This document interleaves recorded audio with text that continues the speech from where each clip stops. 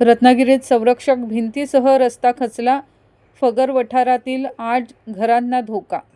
रत्नागिरी शहरातील मधला फगर वठार परिसरात सोमवारी संरक्षक भिंतीसह रस्त्याचा मोठा भाग खचल्याने खळबळ उडाली. या घटनेत सुमारे 70 ते 80 फूट लांबीची संरक्षक भिंत कोसळली असून परिसरातील 7 ते 8 घरांना धोका निर्माण झाला आहे.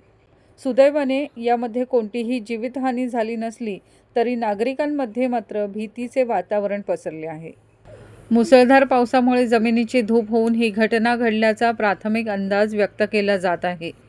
रस्ता खचल्यामुळे लगतचे आंब्याचे झाडही कोसळले, तसंच या मार्गावरील वाहतूक पूर्णपणे ठप्प झाली आहे.